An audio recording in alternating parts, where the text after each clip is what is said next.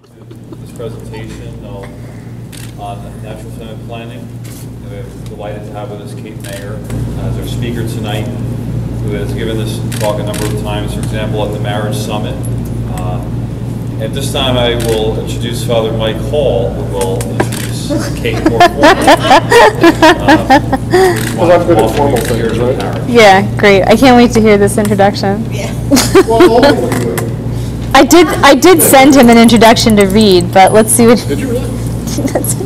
Oh no, you're right. Sorry. Yeah. Right, well, I've known Kait for almost 10 years now, so, and I actually used to talk to her once in a while when she started becoming interested in this particular subject. So, she started her internship with the Pope Paul VI Institute for the Study of Human Reproduction in October of 2013, completing it in February of 2015. As part of her education, she's been instructing women and couples in the Creighton model system for 2 years. She now serves the diocese as a fertility care practitioner and in partnership with the Gianna Center out of St. Peter's University Hospital in Brunswick. She also works full-time at St. Paul's Parish in Princeton, coordinating their youth and young adult ministries, which is one of the reasons I know her, also in addition to confirmation. I'll never forget seeing her singing Superhero Grace before meals at confirmation retreats. And she and her husband Brian, whose wedding I was actually at. Celebrated, yeah. That's right, they celebrated her wedding. Currently reside actually at the Meadows House at Rider University in Lawrenceville. Her husband is now helping with campus, but actually is the campus minister basically for Rider University.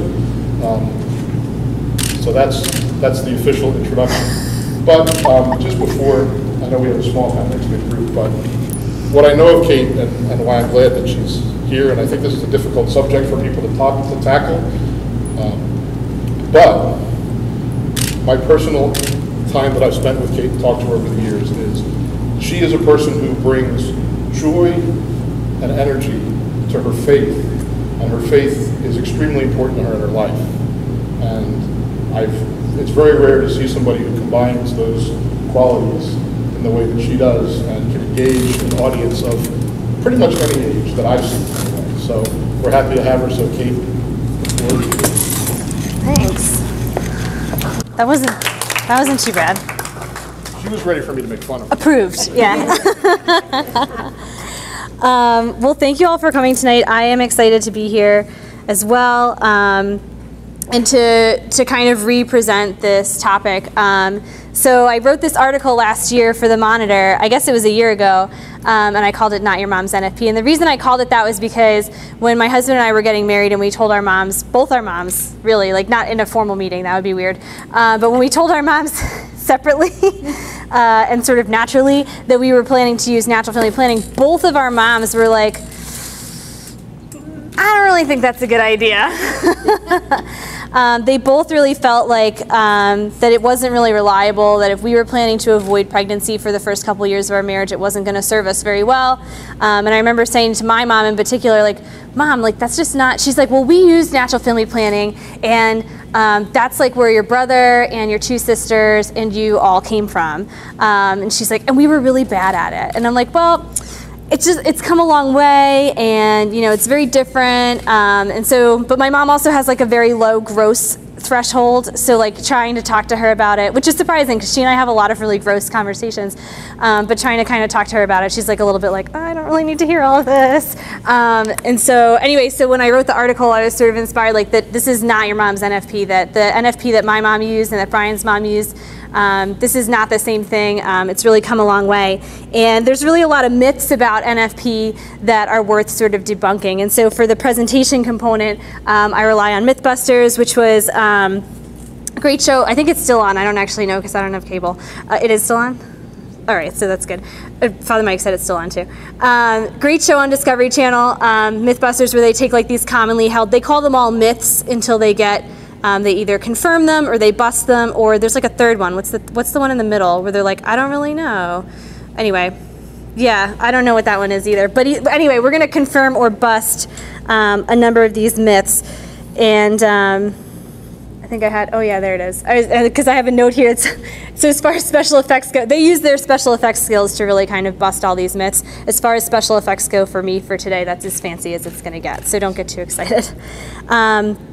But so what I wanted to do is present us all with these myths that we'll kind of talk about whether or not they're true or false, and then I have some stuff to support whatever the answer is. So here's our first myth, and I'll ask you to kind of participate. I'm like a very casual presenter, so if you have questions or anything, just jump right in. But so the first myth we have here is that using NFP is like using Catholic approved contraception. Do you think a myth or sorry, do you think confirm or bust this myth? Any thoughts? Bust. Bust? Why do you say bust? Just because I'm curious. Because the whole rationale behind it is not a contraceptive rationale. It's Okay. like an openness to life within your means. Absolutely. Yeah, so this one is busted for sure. And it is because of that word contraception, right? So it is Catholic approved, it's church approved, but it's not contraception. Nothing that comes from the church is going to be contraceptive because that word actually means against conception, contraception, against conception. And so nothing in the church is ever against conception, nothing in the church is ever against life. And so that's kind of like a misnomer, right? That like NFP is the Catholic approved contraception.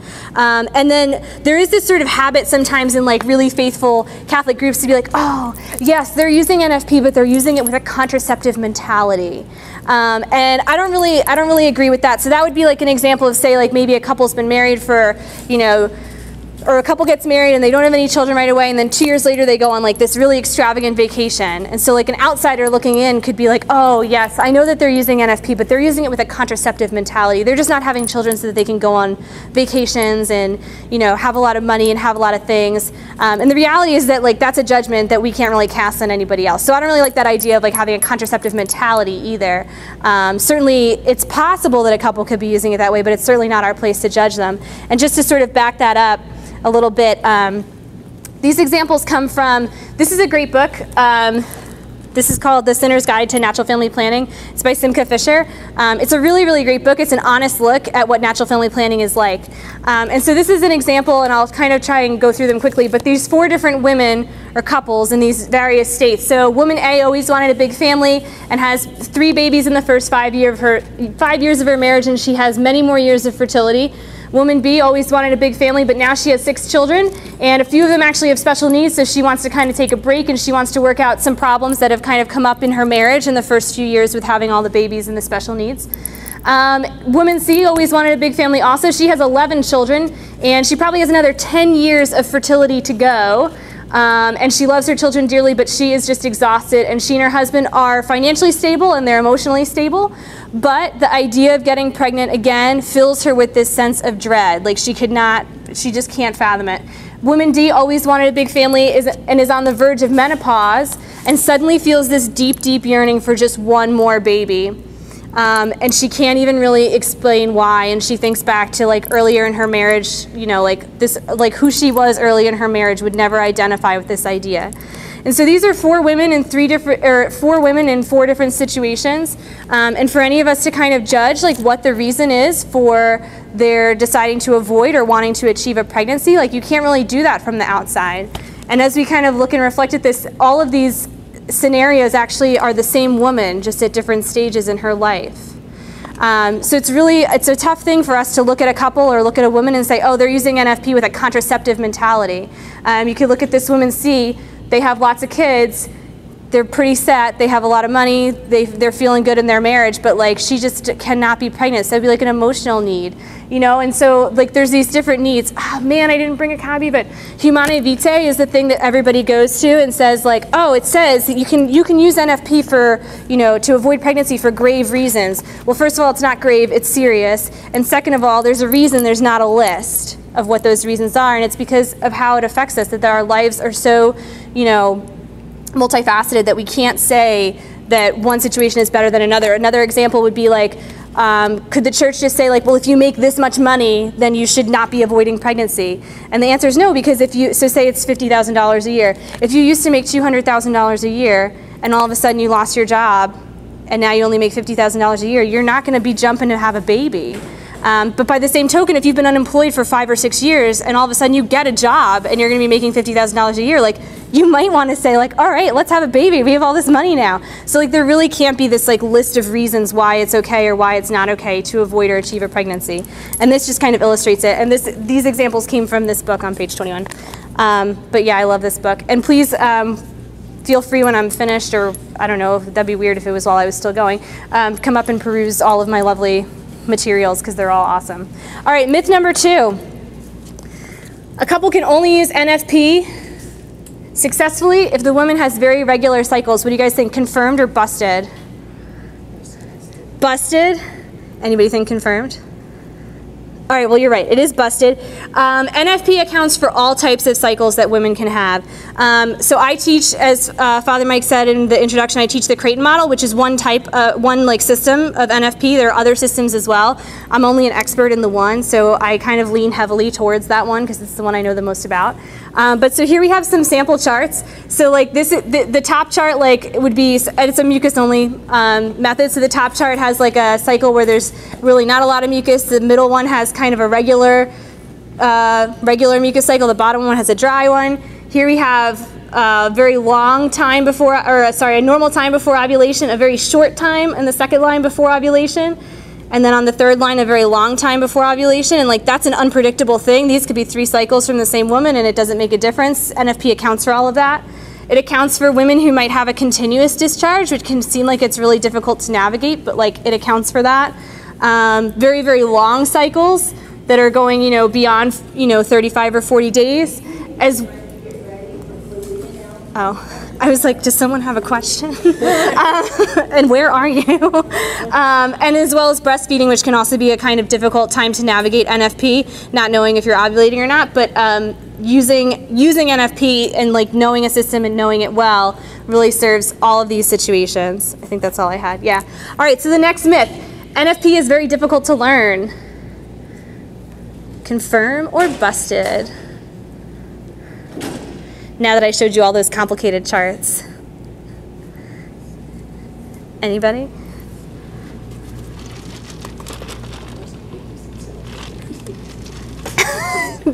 Betsy thinks she knows the answer, so she's going to guess. So what did you say? Busted. Busted? Busted is the right answer.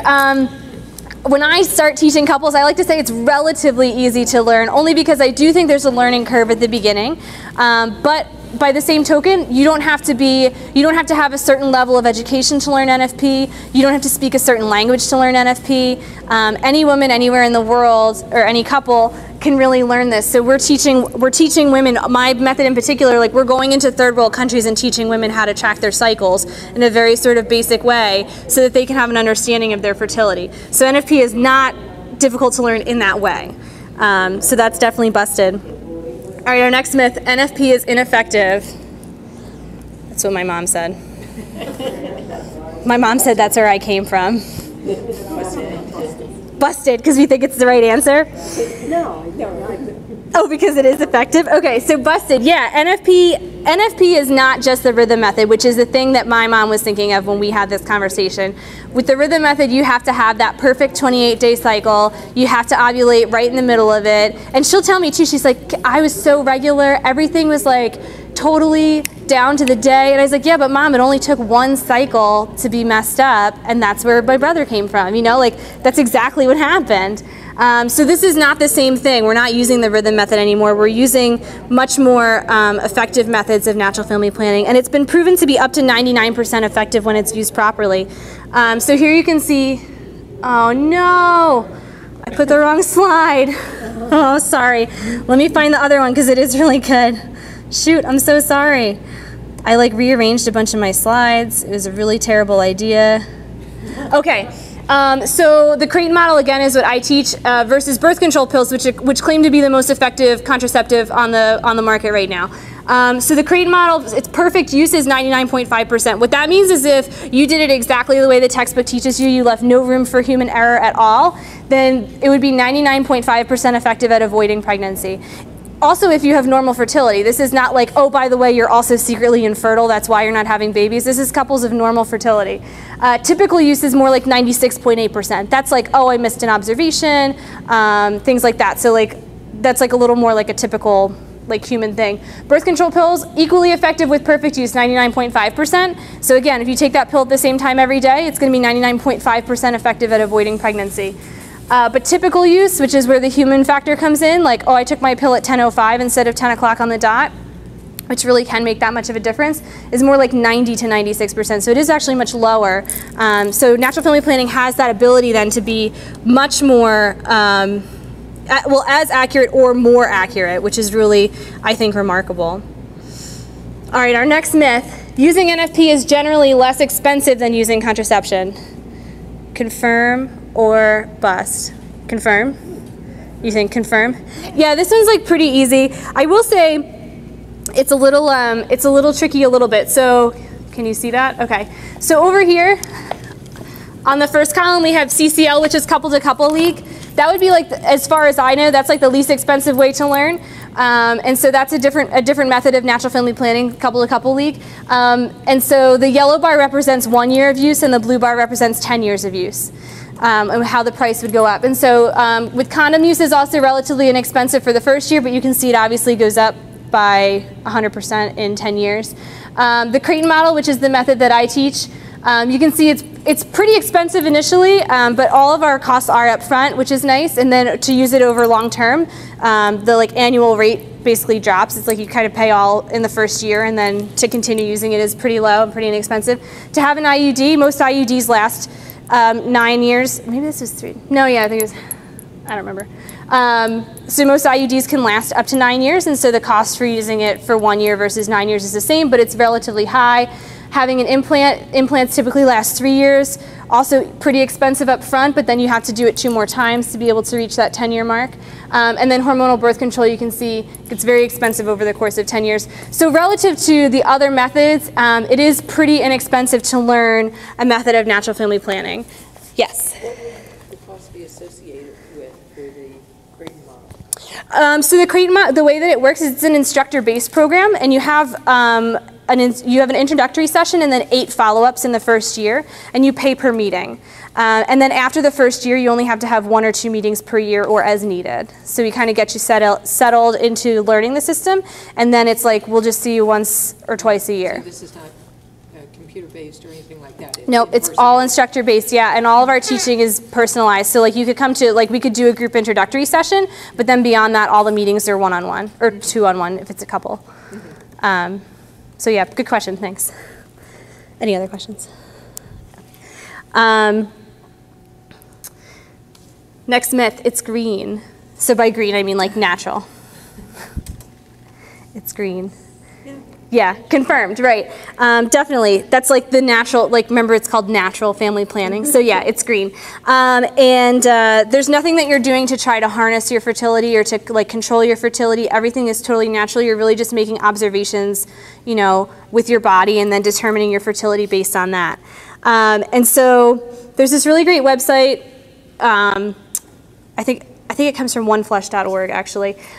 So they use this hashtag, I use NFP, and they make these cute graphics. And so this one relates because it says, I use NFP because wouldn't I look silly buying hormone-free chicken if I didn't? So it's like this idea that like we want everything to be so natural, we want everything to be so healthy, but I'm gonna take the pill because I don't wanna have a baby. And so this kind of, you know, it's a little like jab at that. So I thought that was funny. I use a couple of these because I think that they're just really, they're really great. All right, so next myth, there are no abortifacient properties to NFP. Confirmed or busted? Yeah, confirmed. So the fact is that when we take hormonal birth control, that it has at least 2 purposes. The first is that it would suppress ovulation so that ovulation doesn't occur. So if you're having intercourse, there's no fertilization that takes place because ovulation hasn't happened.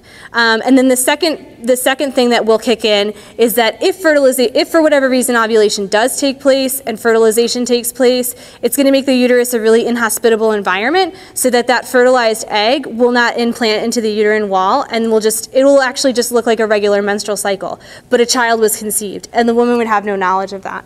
And so that's kind of like that's a big hang up, right? That's not, theologically, that's not why we're opposed to hormonal birth control, but that is like a major real life factor about hormonal birth control that a lot of people are very against, and for good reason. NFP does obviously not have that quality. So this is confirmed. There's no abortifacient property. And then, of course, from I use NFP because it has no side effects like death. And here we're talking about the death of a child, really. All right, next myth. NFP has no negative side effect on sex drive. This actually, I guess, could be kind of a trick one, but it's not, so don't overthink it. Myth? I mean, sorry, busted or confirmed?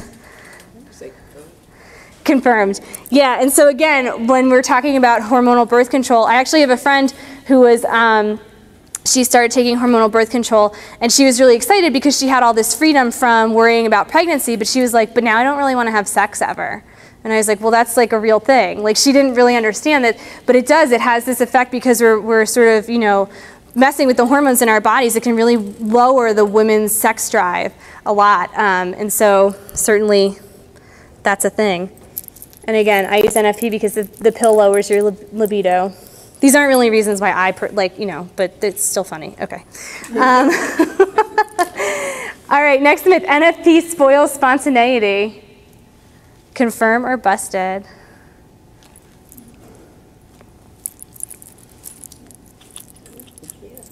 You think it does? I would think so. Anybody? Just curious. Anybody else? We only have one person answer. Anybody else think NFP spoils spontaneity? You do think so? Confirmed. So this is like a trickier one. So I personally bust this one because here's my take on it. When Brian and I, my husband and I, when we do NFP classes and we talk to couples about, or not NFP classes, pre-K classes and we talk to couples about NFP, the question like everybody likes to ask is like, so how much sex do you actually get to have? And so, which is really cute. And not at all intrusive at all. But our answer always is that we get to have literally as much sex as we want, because what we've done is we've changed our way of thinking about sex. That when we're talking about and thinking about whether or not we want to have sex, it's more than just like that act of sex itself, but it's like everything that comes with it. So do I want to have sex? And even though I know that that might result in a pregnancy. So that's the question that we're asking ourselves, not just like, do I want that experience of sex, but like, do I want everything that sex brings?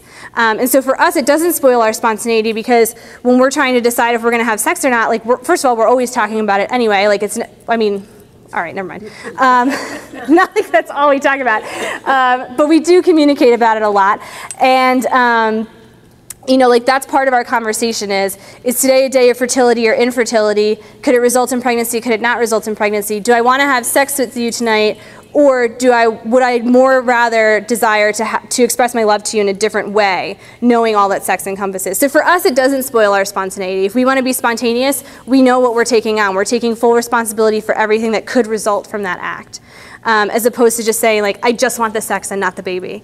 So for us, it was like a change in the way that we think. So for that purpose, I like to bust this myth that it spoils spontaneity. And I think just generally couples who are using NFP find that they wind up being more open to life, because you don't have to stop taking a pill. You don't have to decide not to use a contraceptive device. The act of sex isn't changing at all. It's just a matter of when you're choosing to have it. And so I think that generates like an easier transition from avoiding pregnancy to achieving pregnancy, or wanting to avoid and wanting to achieve. Because you could just be like, well, it's a day of fertility and I really want to have sex, and if it makes a baby, that's okay. And then like, well, there, you've shifted. So I like to bust this myth. But I could also understand that it's like sort of a trickier thing.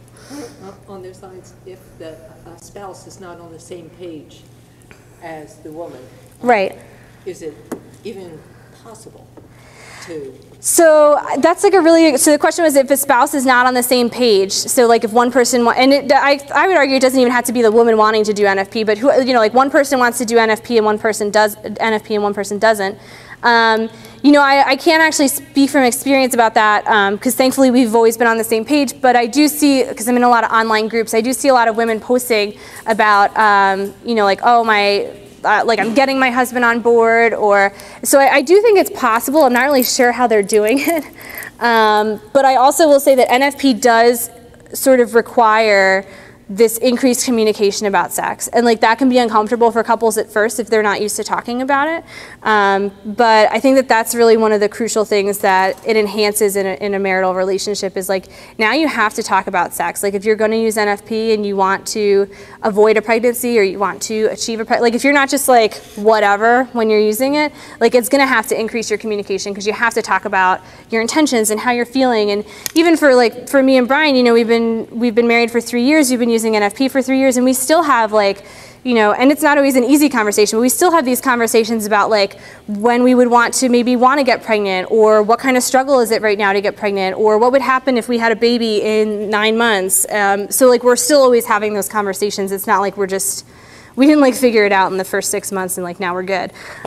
So to answer the question, I don't know. I know that women are doing it, but I'm not really quite sure how, because I know for us it has really increased our communication about sex and how we want to use it. So, sorry, that's a lame answer. That's all I got. All right, so next myth. Using NFP leads to lack of intimacy and less frequent sex than use of contraception. What do you think? Busted or confirmed? Busted? Yeah, I think this is one that people like really want to confirm. Like they want to say like, oh, people who use NFP, like they just can't have as much sex. Well, okay, that might be actually true. But because it's true, then people who are using NFP typically are more intentional about having sex when they can. And when you look at the end of the month, people using NFP statistically are having equal to or more sex than couples who are not. It's a little bit like, well, if you could have it whenever you wanted, you sort of take it for granted, right? But if you're very intentional about like, well, this is a week we can and this is a week we can't, then during the week that you can, guess what? You're gonna. And so couples do wind up having equal to or sometimes more sex than couples who are not using NFP, which to me is always really interesting. Next myth, oh yeah, so we do it every night. Chart. I love it. Next myth, NFP can get you pregnant.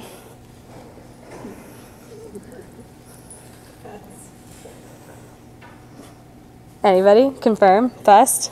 Wouldn't it depend on how you're using it, whether you're using it to get pregnant or whether you're using it not to get pregnant? Right, yeah, so this one's confirmed because, yeah, as you just said, it depends on how you're using it. You can use NFP very intentionally to avoid pregnancy, which I think is what a lot of couples start out doing. A lot of couples seek out NFP as the Catholic alternative to contraception. But you also then, because you have that knowledge, are able to pinpoint when you are fertile. So when you want to have a baby, it could take a lot less time to actually get pregnant. And so again, this is a statistic from the Creighton model system, which is what I teach because that's all that I really have access to. But so this is that couples in normal fertility who are wanting to achieve a pregnancy, 76% of them will achieve in their first cycle of trying to get pregnant just by charting. 90% will conceive by their third cycle, and 98% will conceive by their sixth cycle. The remaining 2% make up a vast majority of couples who are sub or infertile. And so really the statistics are like pretty phenomenal. So yes, NFP can definitely get you pregnant. So watch out. I use NFP, and yes, my kids were planned.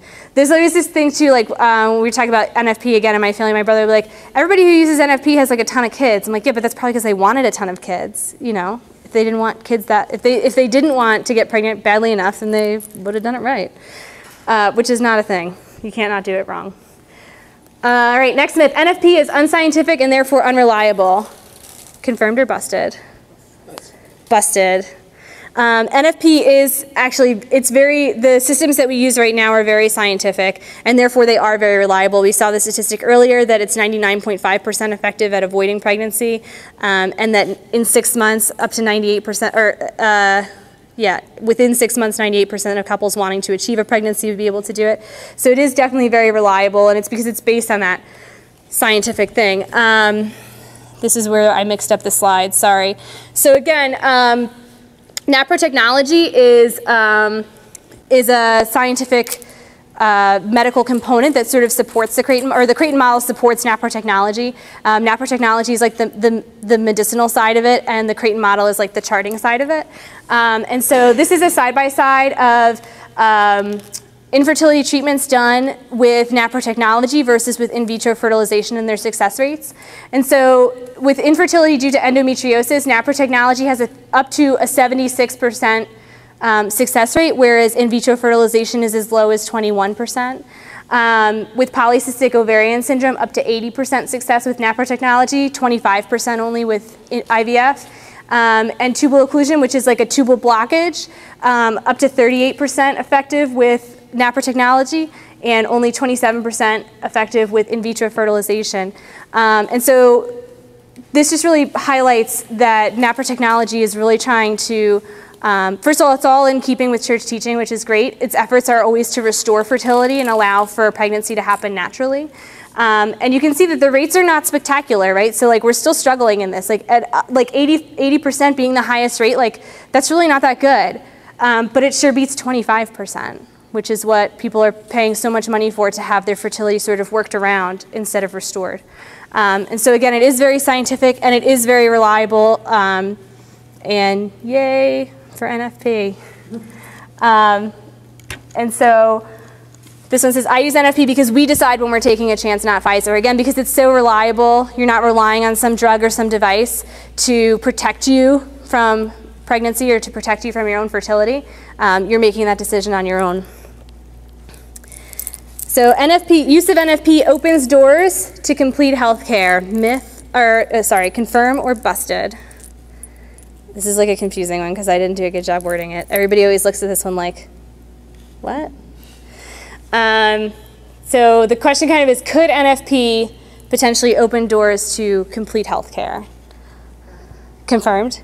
Yeah, definitely. And so like I said, NAPRO technology is the biggest one. And I know that it's not the only one. I know that there are other NFP-only doctors that use other, I think that I know that there are like Billings, there are doctors that'll look at any chart really, but like Billings method and some other methods. But the one that's really growing the most and has the most standardized practices is with NAPRO technology and the Creighton model. And again, we have that solid foundation of charting, and then it's supported by that medical component. And so NAPRO offers solutions for all of these issues that are, really more and more common the more women I talk to. So things like infertility, menstrual cramps, it treats PMS syndrome, just regular PMS, not PMS syndrome. Ovarian cysts, irregular or abnormal bleeding, polycystic ovarian disease, which is like huge right now. I don't know why. It must have been something in the water. I don't know, but it's huge. Repetitive miscarriage, postpartum depression, prematurity prevention. So like all of these sort of major issues, NAPRO technology has standardized treatment for, which is really great because it's really just by charting your cycle with, just charting your cycle in general and bringing that to a doctor who knows what he's doing in this sort of department is giving women relief to a lot of these issues and confidence in their pregnancies. Like a lot of pregnancies that maybe might have been high risk, like yeah, they're still sort of high risk, but we know why they're high risk, we know how to treat them really well so they can maintain that pregnancy until the baby's ready to be born. So really, really solid stuff. Additionally, this is like a sample chart from our introductory session for Creighton where we talk about like just charting can tell you so much information. So like this person hasn't even seen a doctor yet, but just for like me being a practitioner and looking at their chart, I'm able to identify these 4 possible things based on charting patterns. So like the first one being an infertility possibility, the second line being like a high risk for miscarriage, the third with low progesterone, and progesterone is the hormone that supports a pregnancy. So if that woman got pregnant, there'd be a very high risk for miscarriage. And then abnormal bleeding, which can give a lot of indicators for things as serious as cancer even. And so these are things that we can see just with charting without even having been to a doctor. So really, really powerful stuff that's happening here. And again, I use NFP because why would I settle for basic health care when I can have complete health care? So it's really good stuff. Oh man, I feel like there's so many spoilers. All right, NFP can help to treat the underlying causes of fertility. Confirm or bust? Confirm, yeah, definitely. Again, with, like I'm so biased, sorry, but my experience with Creighton and NAPRO technology, like we're able to, as you just saw, look at these charts and see issues that could be underlying. Particularly like the physicians obviously have much better training than I do, and they can really look and see what's going on. They can look at the chart and decide like what's our next step, how do we figure out what's next. And I'm finding out like this slow and hard way that basically NAPRO's goal is to get you on a treatment for 3 months. And then if in 3 months you haven't gotten pregnant, then like you come back and see like, okay, now what do we do?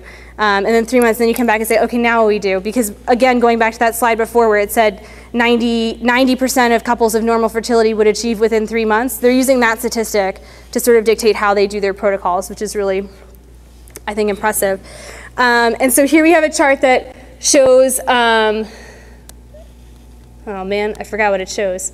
The success rate for, it's similar to the other chart I showed before, the side-by-side. The success rates for these issues with achieving a pregnancy using NAPR technology on your left, and then the same issues on the right, but using IVF. And so you can see this threshold line, all of those IVF treatments, they all fall under that threshold line, whereas all of the NAPR technology treatments are pretty well above it. And so again, like a woman who's not ovulating, like we can see that, we can figure that out, we can treat that, we can get you ovulating, and then you can get pregnant.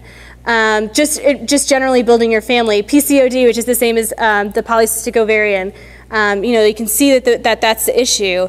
Treat it well and be able to have a pregnancy. Same for endometriosis and a tubal blockage. Whereas you can see using IVF to treat any of those things, as opposed to sort of figuring out the issue and treating it within, has a much lower success rate. Yeah? When you say treat the issue, like NAPRO, they like treat it with medicine. So some of it's medical, some of it's surgical, but it's all, like the best thing for me personally is that it's all like within the Catholic teaching. So like for me, going through infertility for me has been a lot easier because I can go to the doctor and he can tell me my options, and when I come home and talk about it with my husband, I don't feel like I have to call my priest too. Not that that would be a bad thing, but like I don't feel like we have to like weigh the moral decision making of all these options that the doctor's giving us. Because it was founded by a Catholic doctor, all of their protocols, whether they're medical or surgical, are all within the teaching of the church, in that all their efforts are always to restore fertility so that pregnancy can happen naturally. Did that answer your question? Okay, sorry. I keep trying to think back to like what the question was. I'm like, oh, I don't think I answered it. But yeah, so medical or surgical. I don't really know what else. So it's not a holistic approach. It's not like. Well, it's holistic. It's holistic in the sense that it's trying to get to that underlying problem. It's not just trying to put the Band-Aid on it or trying to like put a baby in you. You know, not you personally, but whoever. So I think in that way it's a holistic approach. It's not like it's not a pseudoscience. It's not a like herbal essential oils only. It's very much a medical thing. But yeah, so it's I think essentially it's medicinal and surgical.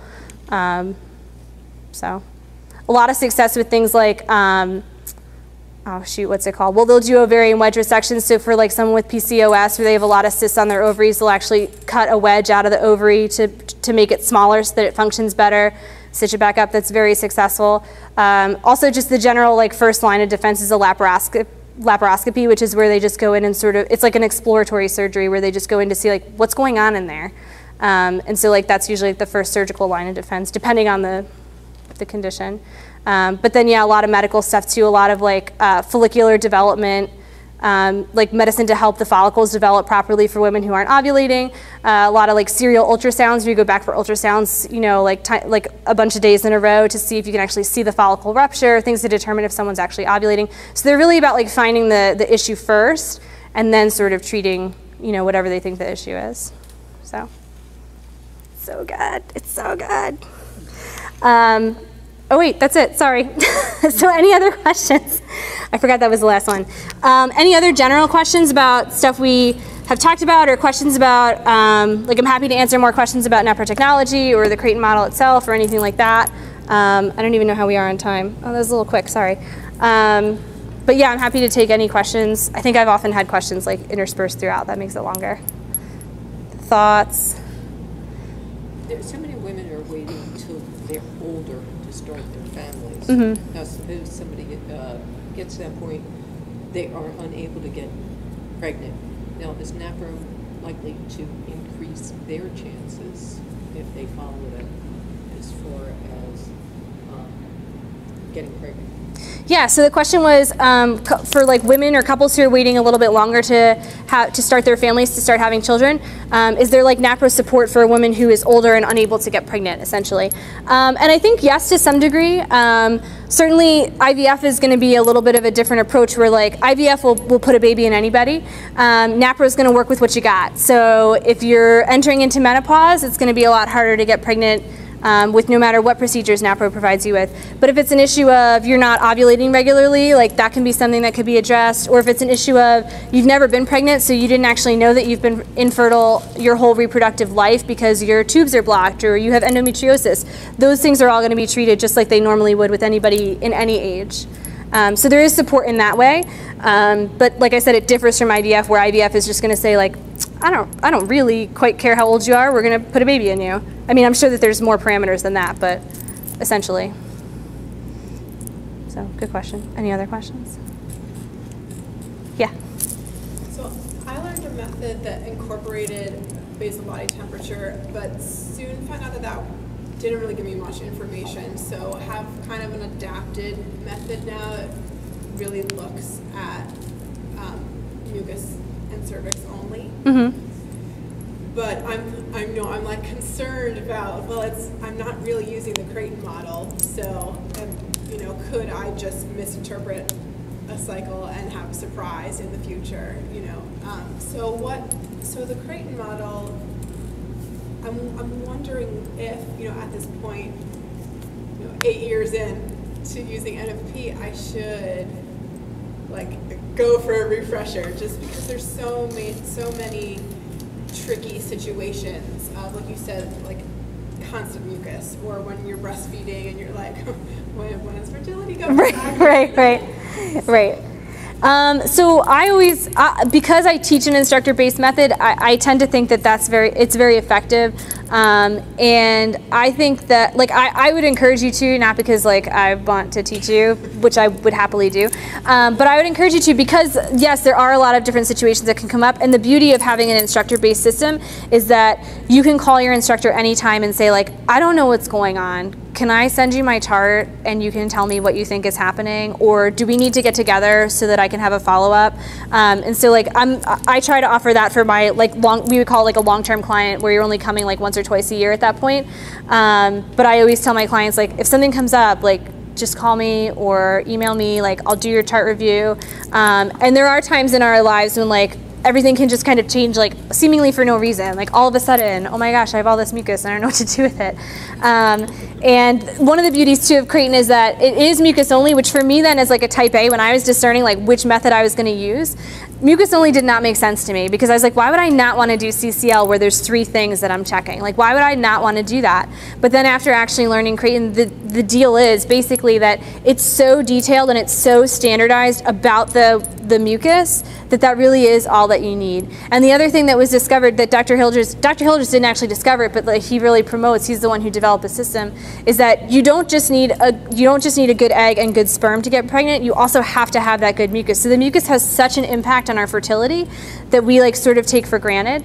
And so that's where the really standardized system of observing the mucus came from. And it really is very, very reliable. And it does, I showed you the sample charts, it accounts for I have no mucus, I have very little mucus, I have way too much mucus, or I'm breastfeeding, it really kind of accounts for all of those things because it's so standardized. And then when you start to see patterns change and develop and then possibly change over time, coming back for a refresher, once or twice a year, or even in an emergency, I don't know what's happening, help.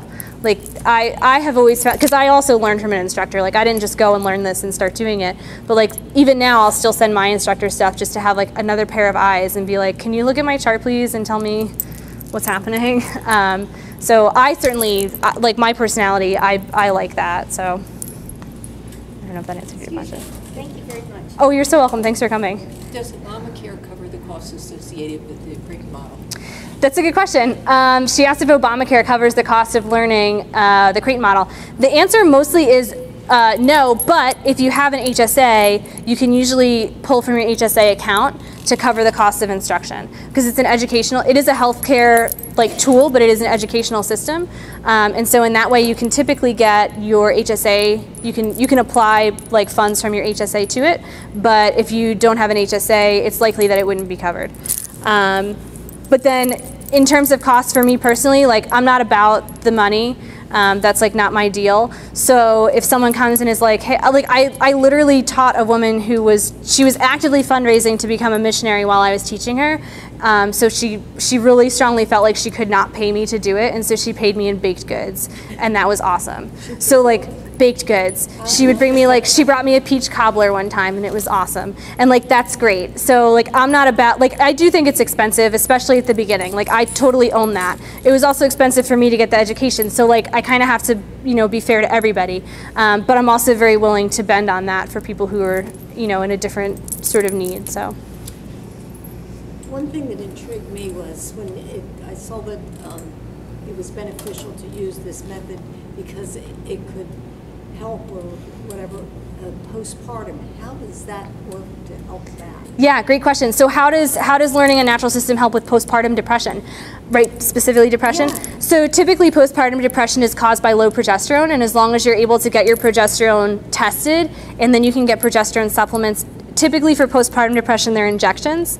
It can really, really help. I mean, I haven't experienced myself, but I've read from women that have used it that their postpartum depression has improved dramatically within 6 hours of starting progesterone therapy.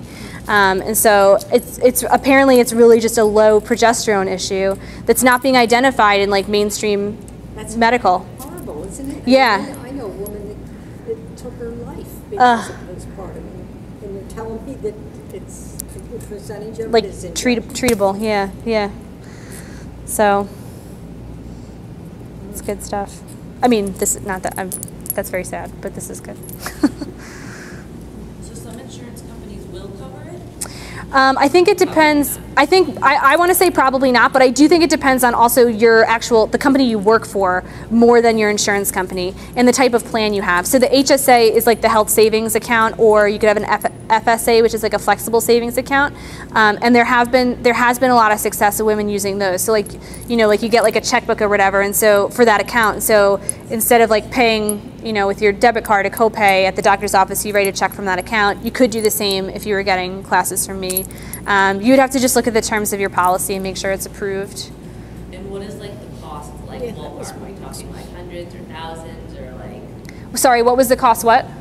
Like the program that you run. Like, yeah, so I charge like $75 for an intro session. If you sign up, it's like an enrollment fee. I'll do an intro session for free because if you're not going to do it, I don't want to charge you. But if you come and then you sign up, I'm going to ask for a $75 enrollment fee, and then it's at $40 per follow-up.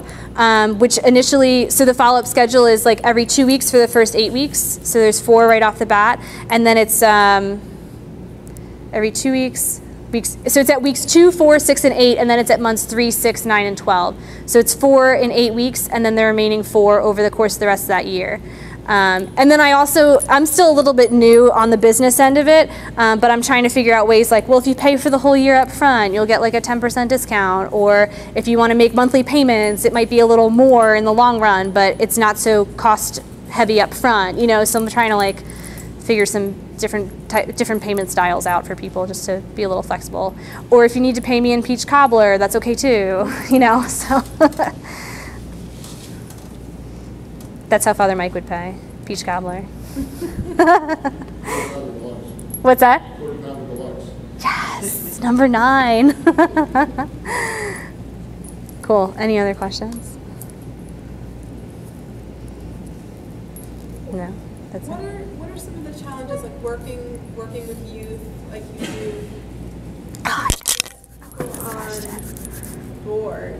Like I have very few friends who use NFP, and those that do are like modifying it to use contraception with their friends. Yeah. That's not really.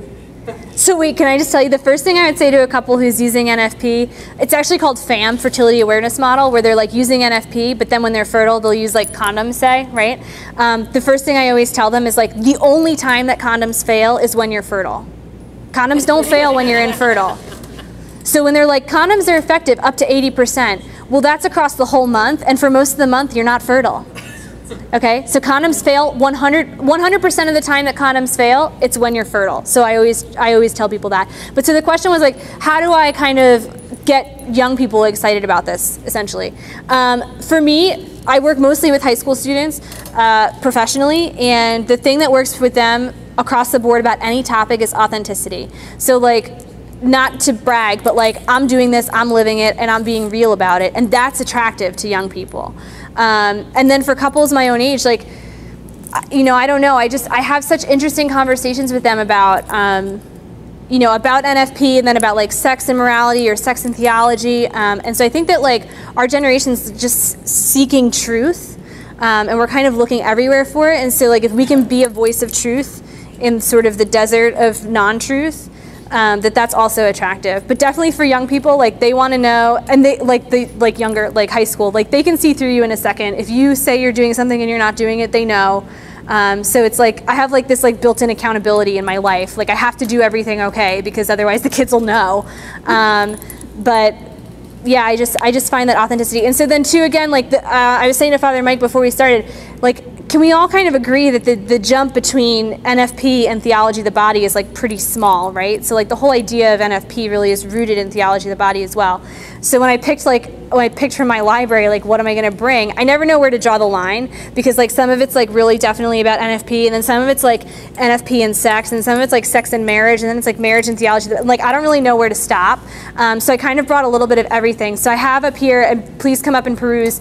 Although it is all except this pile of papers is from my personal library, so please don't take it home with you. But so I have like some naprotechnology stuff, some fertility care stuff, theology of the body, some like marriage type stuff, and then over here is like my youth section, and so it's a lot about like worth the wait, like why waiting until marriage is important. That one girl, so like there's a guy's component too, I just couldn't find it today. But so this is about like living like how to live as a young woman and like live in faith and, you know, be able to live out chastity, like, because this is again written for high school students. So like all these, I really like resources. Like I really like to be able to like hand somebody a book or whatever.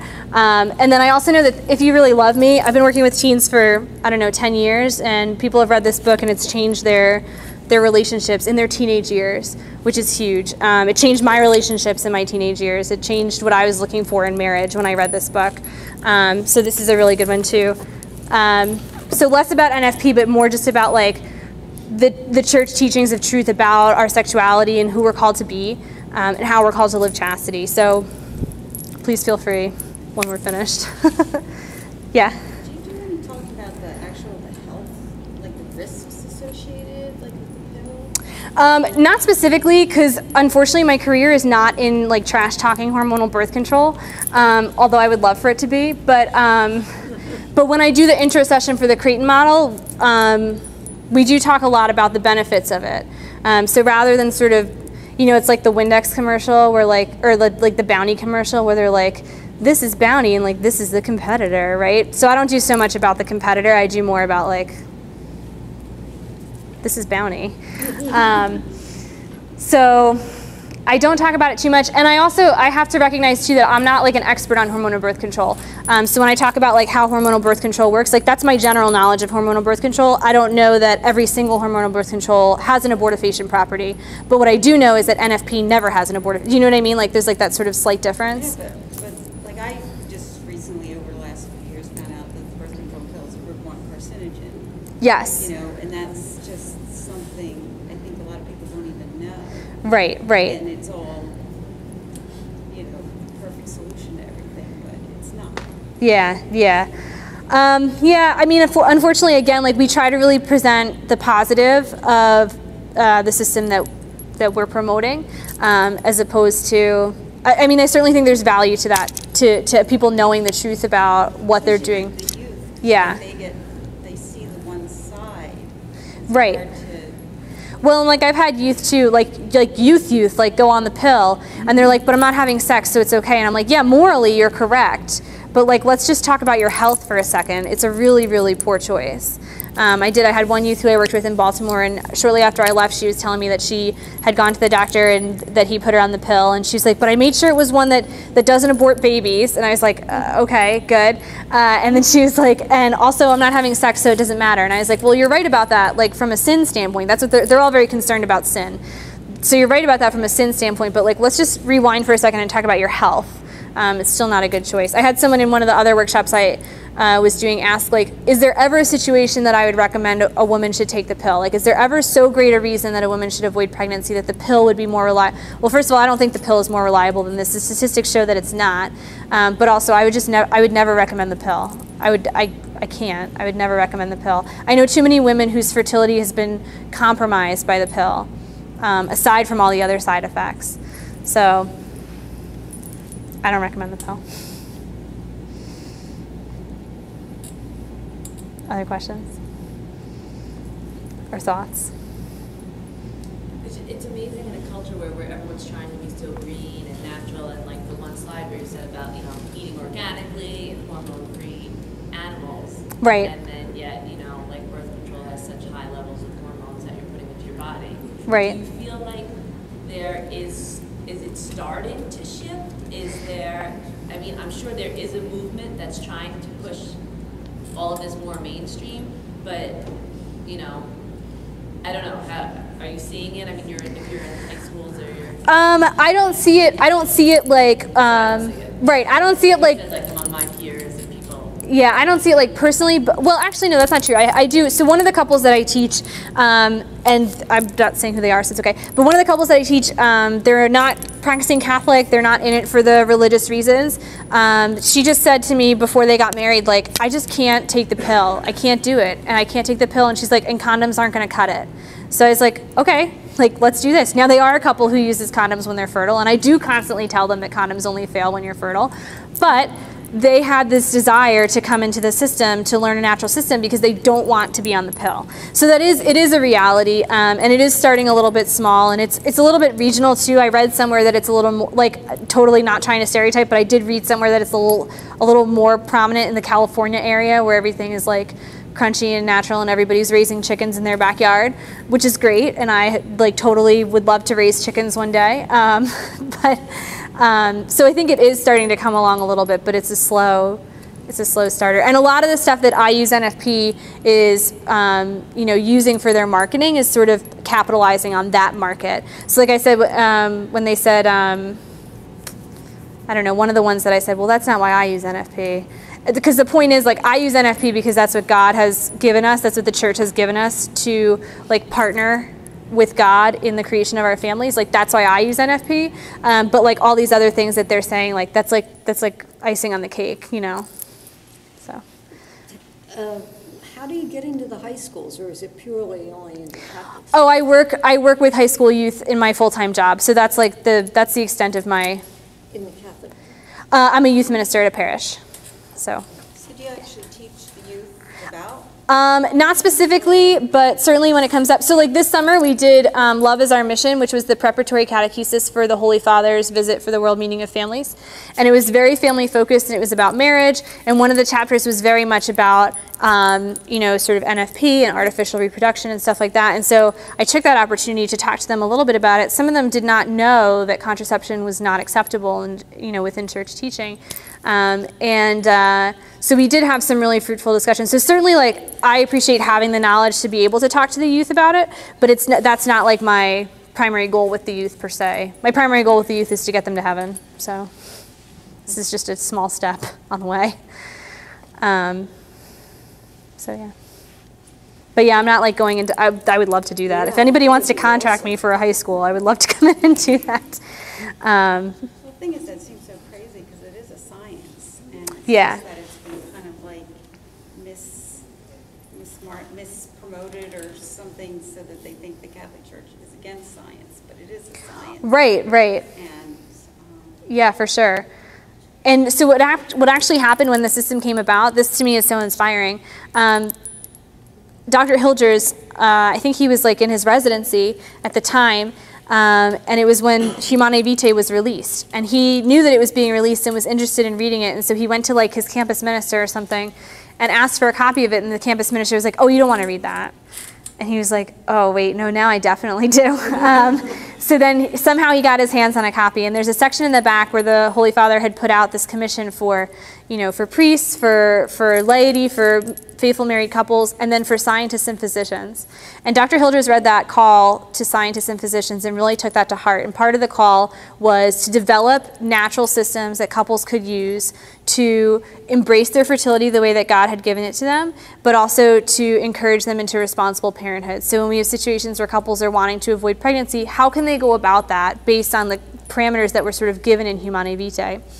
And so Dr. Hildreth took that really, really seriously, and that's how this system was born, the Kait model system, which to me is really remarkable that one man took this encyclical from the Holy Father so seriously that now we have this whole science, this medical science that's been based on that mission. So long ago, too. Yeah, I know. I know. My mom's like, well, this wasn't around when I was married. I'm like, oh, yes, it was. It was somehow nobody, like the pill took over. And it was, Yeah. So, but I just find it really inspiring. Sorry, this turned into like a Creighton promotion session. Just NFP in general is great, but obviously I think Creighton's the best. So, any other? If a couple wants to learn natural family planning, I mean, what are the channels that they can go to? Usually, like I personally would start at a diocesan office. You could start at a parish, but I think the likelihood of finding someone at any given parish is fairly low. I don't think that I'm even like advertised at my parish as an NFP instructor, which I am, and I'm happy to meet with couples, and I do meet with parishioners. And so a lot of it's word of mouth too, for me personally. But like when we wanted to learn NFP, I called our diocesan director and said, we want to sign up for the pre-Cana where there's NFP. And but then as it happened, I wound up learning about Creighton. I learned about Creighton through a friend and then got an instructor local to where we were going to be living. So I didn't learn NFP up here in New Jersey. We were in Baltimore at the time. So I learned it down there, or at Creighton model. Yeah, otherwise I don't know what method I'd be using. But my friend was like, oh, I use this method. And again, I had that thought process of like, why would I not want to do this like 3-part cross-check, like check all the things, But the more I read about it, the more I was really convinced that it's strong enough on its own. So I'd say to start with a diocesan office. Peg Hensler's got my number. She's who does it. That was how I went about it too. I kind of just Googled for what NFP courses or instructors were available in the area and got linked up with an instructor couple in the diocese in Metuchen who were like living in Hopewell, New Jersey. So I was surprised that they were kind of like really spread out and it wasn't like a big You think it'd be thing. more mainstream, like it should be Right, more it was mainstream. like you had to work to get going. Yeah, it's hard. We don't make it easy, and part of the struggle is that we do have so few instructors, and unfortunately, it's just something that's not really talked about that much. Like, there's not a lot of like parish conversation about natural family planning, really anywhere that I've been. So I think that is like a realistic, sort of struggle that we're presented with, but we're chugging along. We're trying. Like, where's all your friends? But, yeah, I think diocesan is the way to start to find out. So, also, these are my resources, but I was going to say, also, you can call me. Oh, wait, come on. Oh, man. Oops, too far. Okay, there we go. So there's all in case anybody is interested or you know someone who's interested, here's all my contact information. So feel free to jot it down, whatever. And if anybody would like to come up and peruse my vast library of exciting sex resources, please feel free to also do that. Any other questions or any other thoughts? Yeah, take a picture. I learned that from the kids. I'm like trying to like type stuff into my phone. They're like, can I just take a picture? I'm like, oh, yes, that's a great idea. Thank you for sharing. It is refreshing to hear, like you said, a personal, authentic, Yeah, no problem. I pretty much can't shut up about it.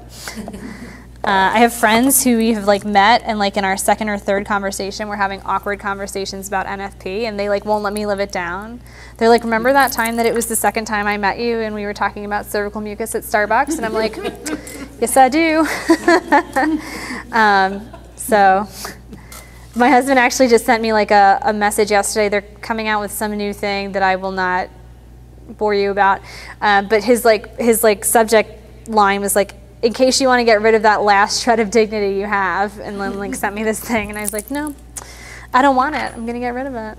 I have no qualms about discussing all the gross, but